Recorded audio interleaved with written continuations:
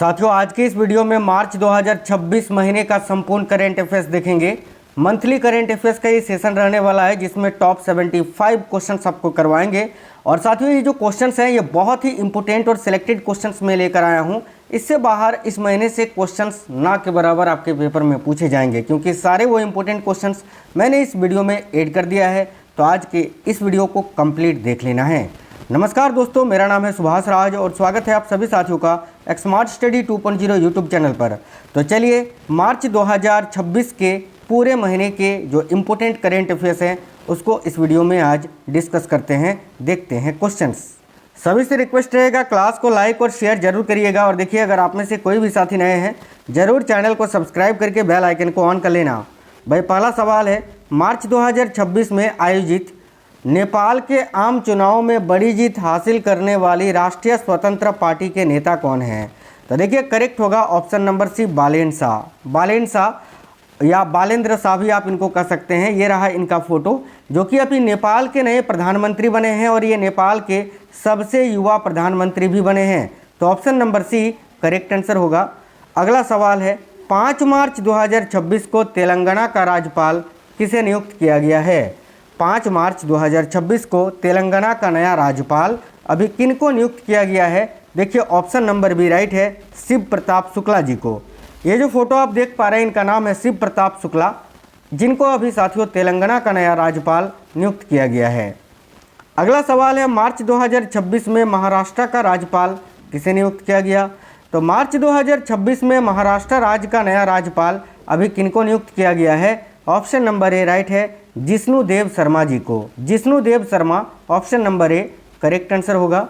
अगला सवाल है, all England open badminton championship 2026 के पुरुष एकल का खिताब फाइनल में लक्ष्य सेन को हराकर किसने जीता? यानी all England open badminton championship 2026 का खिताब अभी किसने जीता है? तो देखिए, करेक्ट होगा लिन चुन ई ने। लिन चुन ई ये रहे, इन्होंने अभी किसको हराकर जीता है? तो भारत के लक्ष्य सेन को हराकर। अगला सवाल है साथियों, अयातुल्ला अली खामेनेई की मृत्यु के बाद ईरान का नया सर्वोच्च नेता किसे नियुक्त किया गया है?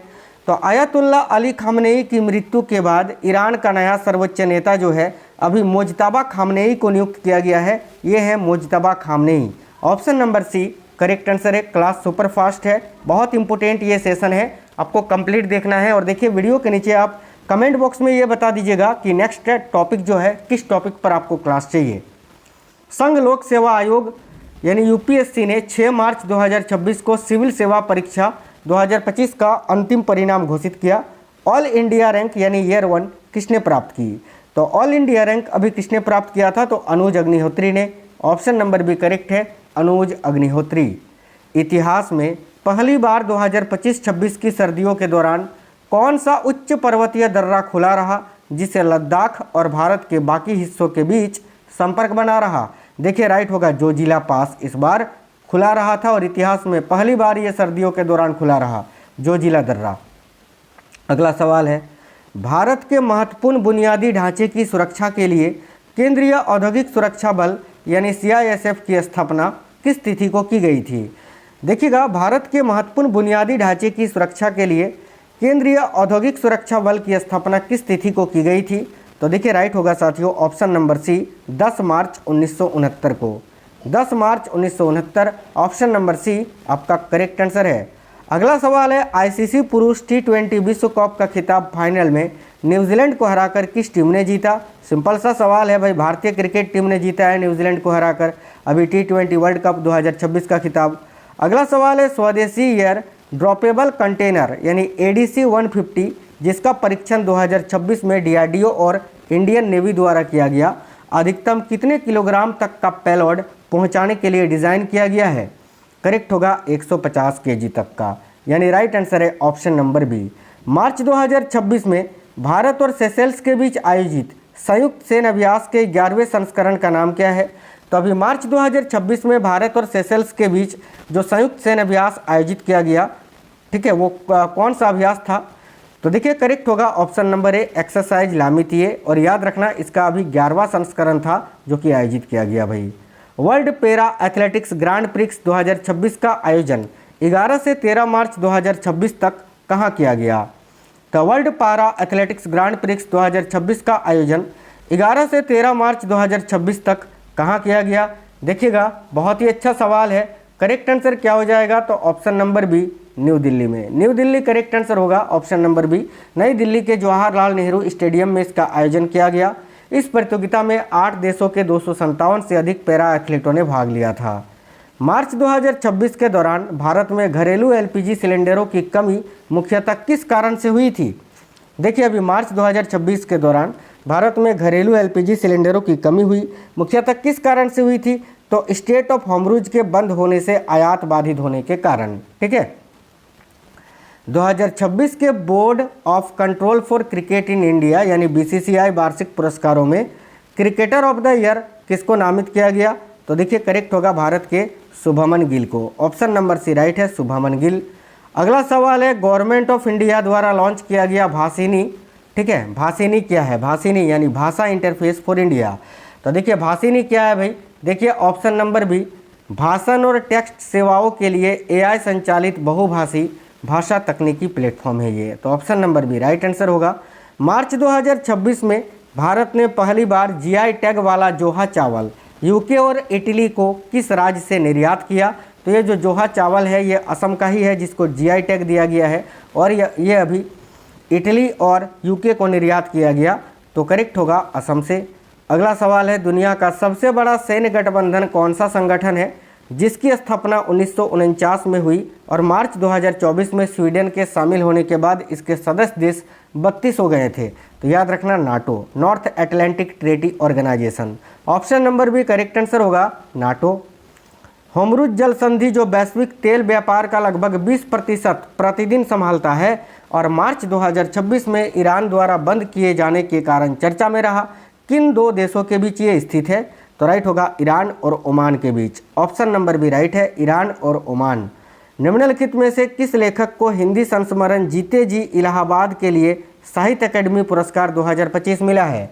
तो देखिए, इनमें से वो कौन सा लेखक हैं या लेखिका हैं जिनको हिंदी संस्मरण जीते जी इलाहाबाद के लिए साहित्य अकेडमी पुरस्कार 2025 मिला है अभी 2026 में? तो करेक्ट होगा ममता कालिया। ये है Mamta Kalia. Option number B right answer होगा।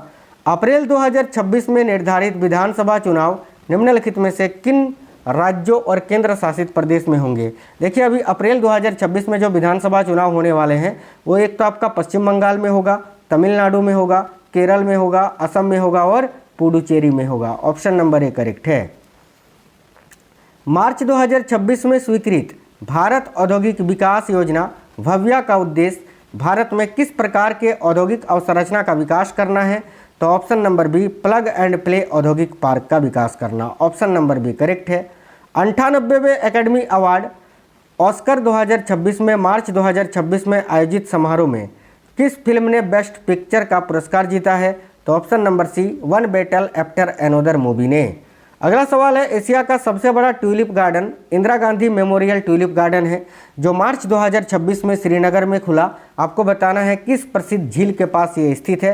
तो राइट होगा, डल झील के पास। ऑप्शन नंबर बी राइट होगा, डल झील। 2026 में हिंदू नववर्ष 19 मार्च को शुरू हुआ जो किस विक्रम संवत वर्ष की शुरुआत को दर्शाता है? साथियों, बहुत ही अच्छा सवाल है कि अभी 2026 में हिंदू नववर्ष 19 मार्च को शुरू हुआ था जो किस विक्रम संवत वर्ष की शुरुआत को दर्शाता है? तो याद रखना, विक्रम संवत 2083 की शुरुआत को। अगला सवाल देखिए, इसे पूरे भारत में गुड़ी पड़वा, उगादी, पुंथाडू और पोइला वैसाख के रूप में मनाया जाता है, अलग अलग जगहों पर अलग अलग नाम से। भारत 2028 में पहली बार विश्व इंडोर एथलेटिक्स चैंपियनशिप की मेजबानी करेगा। यह आयोजन किस स्थान पर होगा? याद रखिए, काफ़ी अच्छा सवाल है। यह आयोजन जो है किस स्थान पर किया जाएगा? तो भुवनेश्वर के कलिंगा स्टेडियम में। Kalinga stadium Bhubaneswar, Odisha. Option number B. March 2026 में सरकार के बयान के अनुसार आधार को किस रूप में मान्यता दी गई है? देखिए, ऑप्शन नंबर बी, दुनिया की सबसे बड़ी बायोमेट्रिक पहचान प्रणाली के रूप में। अगला है 35वां सरस्वती सम्मान 2026 किसे दिया गया? तो साथियों, अभी सरस्वती सम्मान दिया गया 2026 में 2025 के लिए 35वां सरस्वती सम्मान, जो कि किनको दिया गया है? तो राम कुमार मुखोपाध्याय जी को। यह है Ram Kumar Mukhopadhyay. Option number A आपका करेक्ट आंसर हो जाएगा। देखिए, 2026 में 35वां सरस्वती सम्मान 2025 के लिए प्रसिद्ध बंगाली लेखक राम कुमार मुखोपाध्याय को उनकी कृति हरा पार्वती कथा, है ना, हरा पार्वती कथा के लिए दिया गया है, याद रखिएगा। अगला सवाल है 2026 का एबेल पुरस्कार। ठीक है, एबेल पुरस्कार किसे मिला?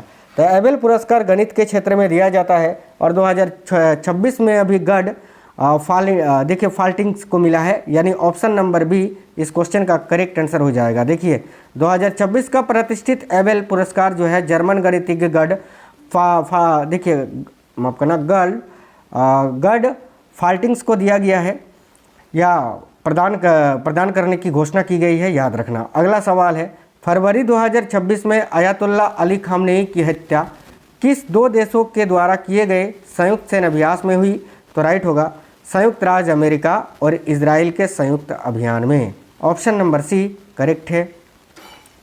आईसीसी पुरुष T20 विश्व कप 2026 के सुपर 8 चरण में वेस्ट इंडीज के खिलाफ 196 रन के लक्ष्य का सफल पीछा करने में किस खिलाड़ी ने निर्णायक भूमिका निभाई थी? तो भाई राइट होगा संजू सैमसन ने। संजू सैमसन जो कि अभी T20 वर्ल्ड कप में प्लेयर ऑफ द टूर्नामेंट भी चुने गए थे, याद रखना। हाल ही में किसे 60वें ज्ञानपीठ पुरस्कार के विजेता के रूप में चुना गया है? तो 60वें ज्ञानपीठ पुरस्कार के विजेता कौन है? तो आर बैरामुथु जो कि तमिल लेखक हैं। ऑप्शन नंबर बी राइट होगा आर बैरामुथु। प्रतिवर्ष दुनिया भर में अंतर्राष्ट्रीय प्रसन्नता दिवस यानी वर्ल्ड हैप्पीनेस डे या इंटरनेशनल डे ऑफ हैप्पीनेस ये कब मनाया जाता है? तो ऑप्शन नंबर बी राइट होगा साथियों 20 मार्च को। वर्ल्ड हैप्पीनेस रिपोर्ट 2026 में दुनिया भर के 147 देशों में भारत को कौन सा वां स्थान मिला? तो देखिए वर्ल्ड हैप्पीनेस रिपोर्ट 2026 में दुनिया भर के 147 देशों में अभी भारत को कौन सा वां स्थान दिया गया है? राइट होगा 116वां। 2025 में 118वां स्थान था और 2026 में 116वां। हाल ही में कौन शतरंज खिलाड़ी भारत के अब तक के 94वें शतरंज ग्रैंड मास्टर बने हैं? तो भाई भारत के अब तक के 94वें शतरंज ग्रैंड मास्टर अभी मयंक चक्रवर्ती को बनाया गया है या मयंक चक्रवर्ती बने हैं। ऑप्शन नंबर सी। हाल ही में किस राज्य अथवा केंद्र शासित प्रदेश में भारत का पहला माइक्रो एल्गी एयर टावर लगाया गया है? तो किस राज्य अथवा केंद्र शासित प्रदेश में भारत का पहला माइक्रो एल्गी एयर टावर लगाया गया? तो देखिए यहाँ बहुत ही अच्छा सवाल है भाई, करेक्ट आंसर होगा ऑप्शन नंबर ए दिल्ली में। दिल्ली राइट आंसर है ऑप्शन नंबर ए। कौन व्यक्ति हाल ही में गेल के नए चेयरमैन और मैनेजिंग डायरेक्टर बने हैं? तो गेल के नए चेयरमैन व मैनेजिंग डायरेक्टर कौन बने हैं? ऑप्शन नंबर बी करेक्ट होगा दीपक गुप्ता। हाल ही में भारत और इंडोनेशिया ने इंडोनेशिया के विशेष क्षेत्र योग्यकर्ता में स्थित प्राम्बानन मंदिर परिसर के पुनर्निर्माण हेतु साझेदारी की।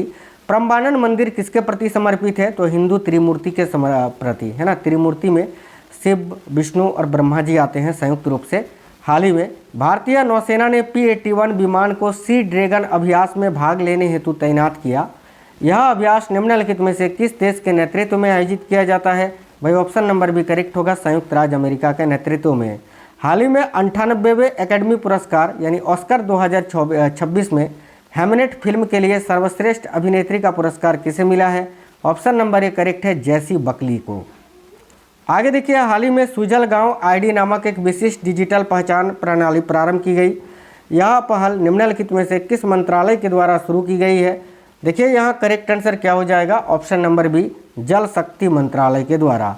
अगला हाल ही में ब्लू एस्पेरो, देखिए ब्लू स्पैरो मिसाइल चर्चा में रही। यह मिसाइल किस देश से संबंधित है? तो ये जो मिसाइल है ब्लू स्पैरो ये इजराइल का है। तो ऑप्शन नंबर बी राइट होगा इजराइल। हाल ही में दुधवा टाइगर रिजर्व के सोनारीपुर वन क्षेत्र में एक सींग वाले एक मादा गेंडे को 2 बाघों द्वारा मार दिए जाने की रिपोर्ट सामने आई। दुधवा टाइगर रिजर्व किस राज्य में स्थित है? तो भाई राइट होगा option number B Uttar Pradesh में। 8-9 मार्च 2026 को डेब्रीगढ़ वन्यजीव अभयारण्य में 2 दिवसीय इंडियन वासन फेस्ट या वाइसन फेस्ट के दूसरे संस्करण का आयोजन किया जाएगा। डेब्रीगढ़ वन्यजीव अभयारण्य निम्नलिखित में से किस राज्य में स्थित है?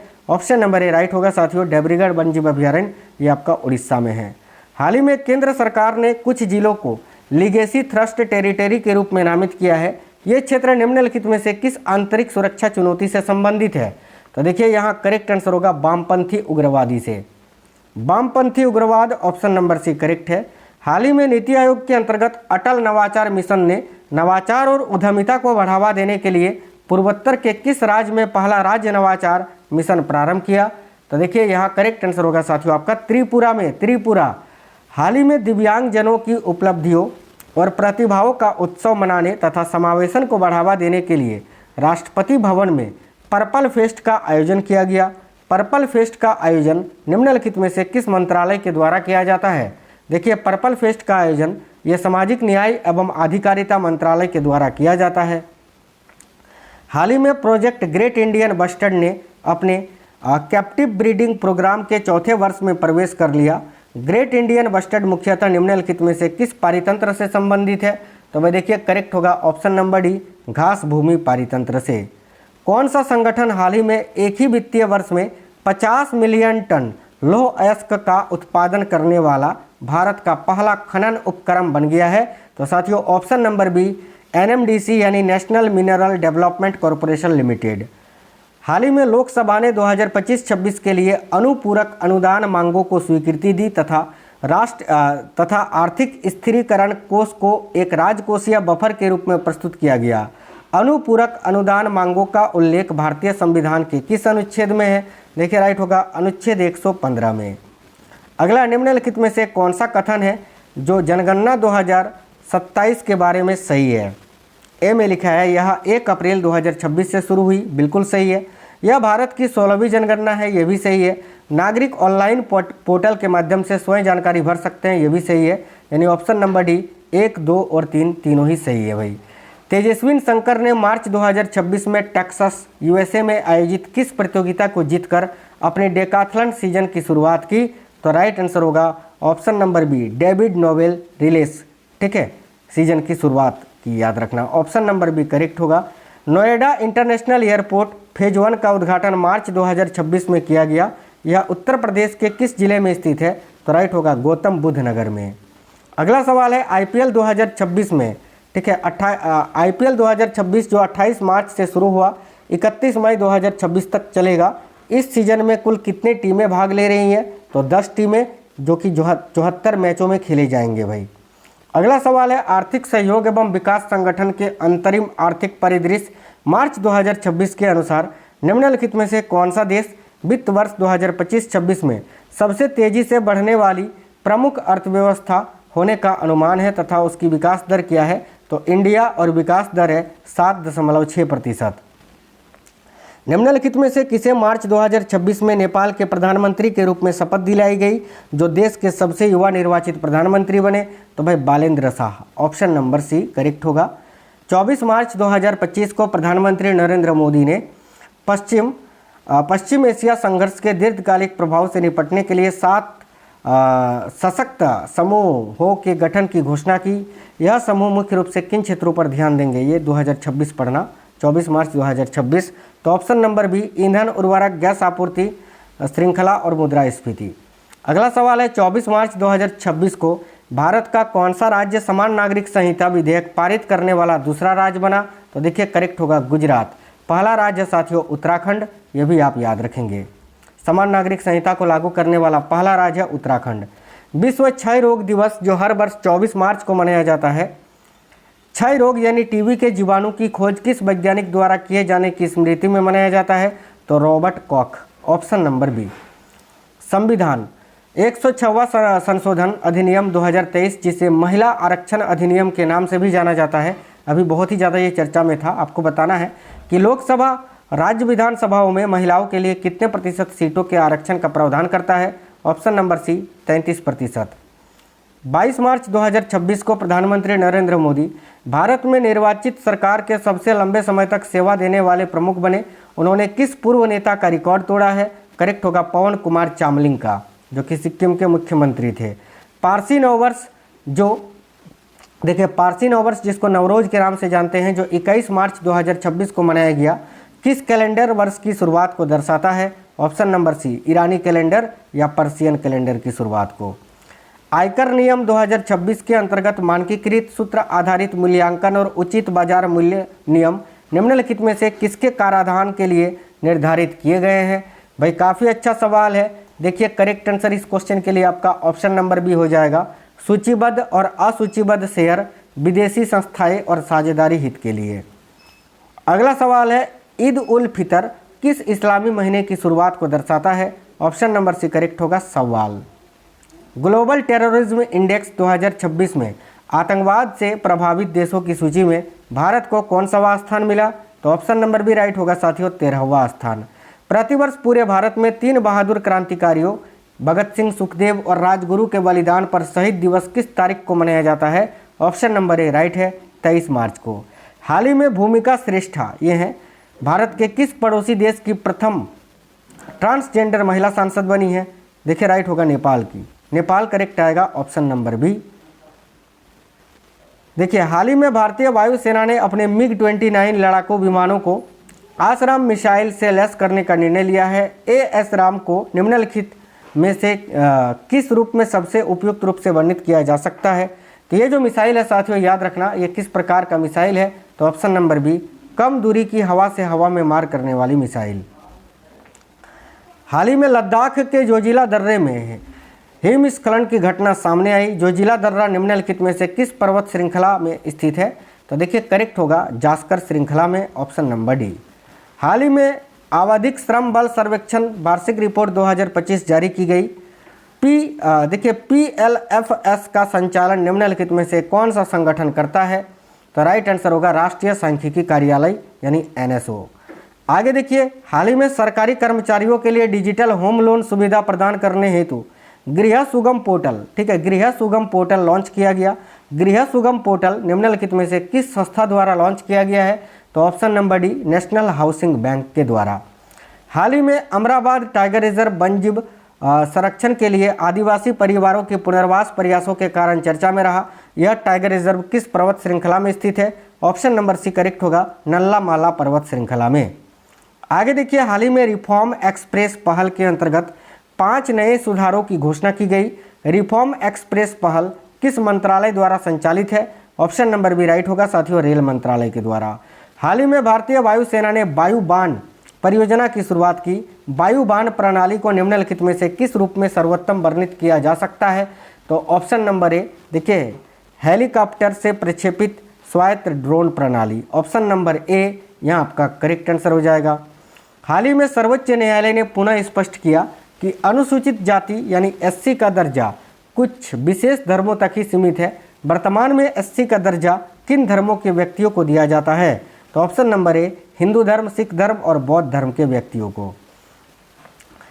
एक दो क्वेश्चन और है कि हाल ही में किस राज्य सरकार ने अपने 2026-27 के बजट में इंदिरम्मा परिवार जीवन बीमा योजना की घोषणा की, जिसका उद्देश्य राज्य के परिवारों को 5 लाख का जीवन बीमा कवर प्रदान करना है? देखिए राइट आंसर होगा तेलंगाना ने, तेलंगाना राज्य सरकार ने, ऑप्शन नंबर बी। देखिए भारत और न्यूजीलैंड के बीच ICC पुरुष T20 विश्व कप 2026 का फाइनल किस स्टेडियम में खेला गया था? काफ़ी अच्छा सवाल है साथियों, देखिएगा। तो भाई इसका आंसर मैं नहीं बताऊंगा, आप लोग सभी साथी कमेंट बॉक्स में बताइए कि T20 वर्ल्ड कप का जो फाइनल है अभी किस स्टेडियम में खेला गया था। यही आपका होमवर्क का सवाल है साथियों। अगला सवाल है रणजी ट्रॉफी 2025-26 किस क्रिकेट टीम ने जीती? तो भाई रणजी ट्रॉफी 2025-26 का खिताब अभी जम्मू कश्मीर ने जीता है, याद रखिएगा साथियों। सभी साथी किसने जीता है भाई? तो जम्मू कश्मीर ने जीता है। अगला सवाल देखिएगा, मार्च 2026 में कनाडा के प्रधानमंत्री मार्क कार्नी की भारत यात्रा के दौरान सबसे महत्वपूर्ण समझौता कौन सा था? तो ऑप्शन नंबर सी, देखिए 2.6 अरब अमेरिकी डॉलर का असैन्य परमाणु ऊर्जा हेतु यूरेनियम आपूर्ति समझौता। आज की इस वीडियो में लगभग 80 सवाल थे साथियों, 75 प्लस क्वेश्चंस, जो कि बड़े ही इंपॉर्टेंट क्वेश्चंस थे। उम्मीद करते हैं आपको क्लास पसंद आया है। ये जो क्वेश्चंस आपने देखा ये मार्च महीने के सबसे बेस्ट करेंट अफेयर्स थे। इससे बाहर नहीं हो सकता है साथियों, इससे बाहर क्वेश्चंस आने का पेपर में सवाल ही नहीं होता है। ये बहुत ही इंपॉर्टेंट क्वेश्चंस थे। तो मिलेंगे आपसे नेक्स्ट वीडियो में। वीडियो को लाइक जरूर करिएगा, शेयर करना दोस्तों के साथ, और नए साथी अगर कोई है तो चैनल को सब्सक्राइब कर लीजिएगा। मिलते हैं नेक्स्ट वीडियो में। जय हिंद, वंदे मातरम।